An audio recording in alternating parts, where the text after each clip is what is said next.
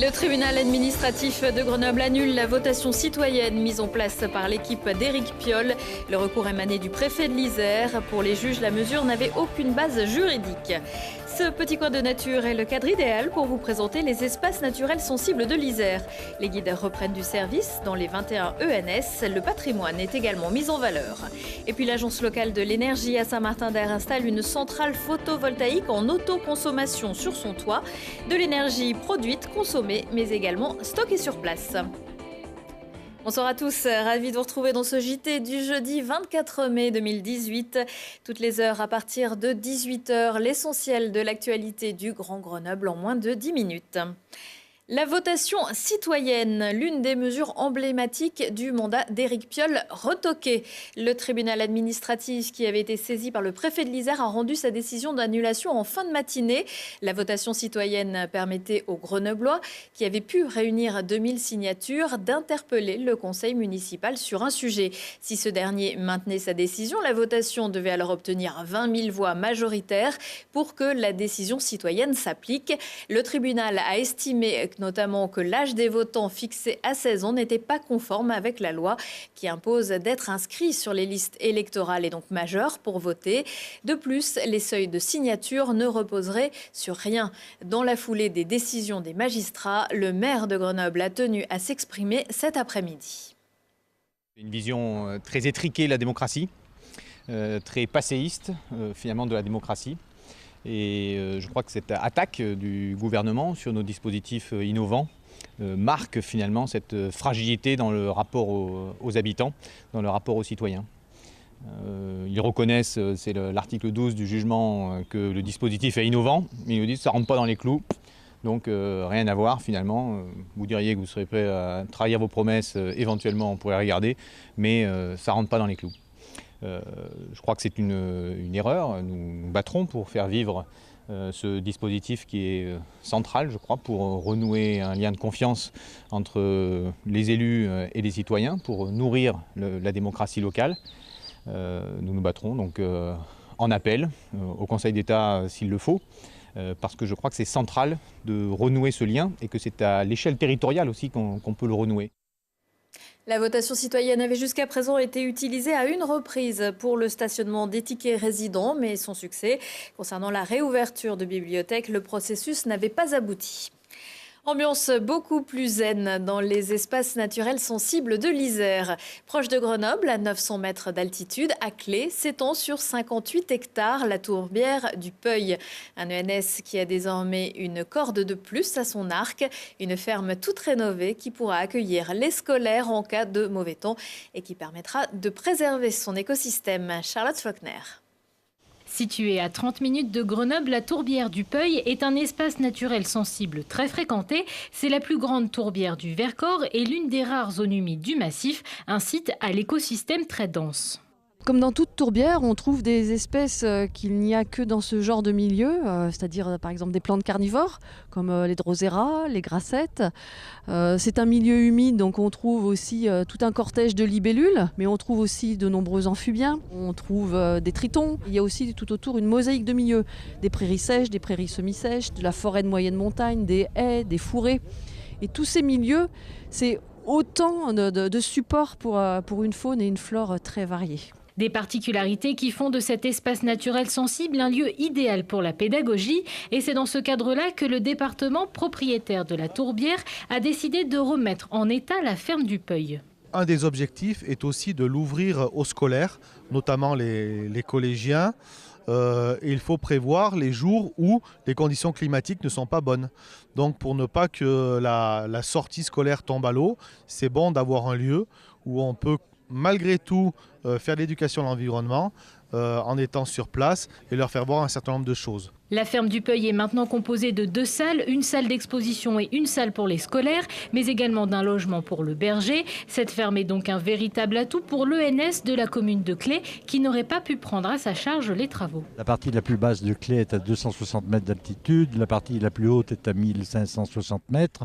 Donc cette partie intermédiaire avec un ENS, c'est un peu le contrepoids de l'urbanisme que certains trouvent outrancier sur la partie basse, mais c'est de dire qu'il y a de l'urbanisme, mais aussi il y a un moyen d'évasion pour la population ou pour la population de l'agglomération aussi. À l'occasion de l'inauguration de la ferme, le département a également lancé sa campagne estivale d'animation nature et patrimoine qui a lieu jusqu'au 17 septembre. Au total, plus de 160 animations sur les espaces naturels sensibles du département sont proposées. Le programme de ces animations sur le site alpizir.fr. En 2017, ces visites estivales avaient accueilli 12 000 visiteurs. 5 personnes ont été placées en garde à vue ce jeudi matin par les policiers grenoblois. Ils auraient participé au débordement à l'issue du match entre le GF 38 et Sannois-Saint-Gratien le 11 mai. Les motifs de leur garde à vue, intrusion dans le stade et usage de fumigène et intrusion dans le stade suivi de violences sur des footballeurs ou des cadres de l'équipe adverse notamment. C'est pour ces faits que le GF 38 doit jouer ses 2 derniers matchs de la saison à huis clos. Le solaire, une énergie naturelle à portée de panneaux à Saint-Martin-d'Air. L'ALEC, l'Agence locale de l'énergie et du climat, teste une nouvelle génération de centrales photovoltaïques en autoconsommation. Financée en partie par le projet européen Citizen, l'installation solaire permet à l'ALEC de réduire sa facture d'énergie puisque 80% de l'électricité produite est consommée sur place. Les explications avec Julie Ségala. Même lorsque le ciel est couvert, le soleil reste une énergie naturelle très productive. Et ça, l'ALEC l'a bien compris. Preuve en est ce prototype de centrale photovoltaïque en autoconsommation. Installé en janvier 2018, ce dispositif innovant associe production d'électricité et stockage d'énergie grâce à une batterie au lithium. L'électricité produite, au lieu d'être revendue intégralement sur le réseau, est consommée dans le bâtiment et simplement le surplus va sur le réseau. On a également, et c'est ce qui est particulièrement innovant, une capacité de stockage, donc une batterie qui permet de faire le tampon et de stocker provisoirement de l'énergie avant de la restituer au sein du bâtiment. Avec ses 55 panneaux solaires made in France couplés au système de microstockage, l'ALEC table sur une production d'environ 20 000 kWh par an, soit l'équivalent de la consommation de 7 maisons individuelles. Ils permettront à l'agence métropolitaine de s'affranchir en partie du réseau en couvrant 30% de ses besoins en électricité. Autre avantage, une programmation du système en fonction des priorités de consommation. Aujourd'hui, par exemple, elle est en priorité pour maximiser l'autoconsommation. On peut aussi la programmer de façon horaire pour soulager, par exemple, le réseau extérieur sur certaines périodes de pointe d'utilisation du réseau. Après un coup d'arrêt en 2010, le secteur du solaire photovoltaïque est en pleine mutation. Grâce à ce type de centrale, la production locale d'électricité est mieux valorisée. Un modèle économique inédit et plus compétitif pourrait alors émerger. Il y a eu en effet des vagues sur le marché du solaire qui étaient dans le cadre d'installations en vente totale avec des tarifs de vente qui ont beaucoup fluctué. On espère qu'aujourd'hui on aura différents modèles de production, différents modèles économiques qui permettront à l'énergie solaire de se développer avec une vision plus pérenne. Un premier bilan sera dressé d'ici cet été, mais si le dispositif expérimental doit encore faire ses preuves, d'autres installations de ce type sont déjà à l'étude.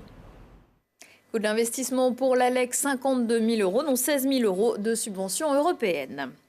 Le lieu avait servi de décor à la bibliothèque du film Les Rivières pourpres. Les 25 et 26 mai, l'ancien musée de peinture de Grenoble se transforme en foire aux livres. Des ouvrages déclassés, toujours en bon état, issus du fonds des bibliothèques municipales, à des tarifs défiant toute concurrence. De 10 centimes la revue, à 2 € la bande dessinée, ou 50 centimes pour les formats poche et 1 € pour les romans, documentaires, albums, CD et partitions. La vente est ouverte vendredi de 11 h à 18 h et samedi de 10 h à 17 h. Il a du talent et du talon. Le talonneur Mike Dadger vient de signer un contrat de 2 ans avec le FCG qui vient de gagner sa place en top 14. L'international portugais a choisi de quitter le club de Brive qui lui redescend en Pro D2. Grenoble a également annoncé la venue du jeune Italien Pablo Uberti, prêté par Bordeaux-Bègles pour une saison. Jordan Potin ira bien au championnat d'Europe en août prochain. Mercredi, le nageur échirolois est passé sous les 50 secondes au 100 mètres nage libre des championnats de France à Saint-Raphaël. Il se qualifie comme remplaçant aux 4 x 100 mètres pour Glasgow. Un sursaut d'orgueil peut-être après avoir bu la tasse en début de semaine sur le 400 mètres nage libre pour lequel le double champion de France de la discipline n'avait pas réussi à se qualifier. Et vendredi, peut-être un nouveau ticket européen avec le 200 mètres nage libre.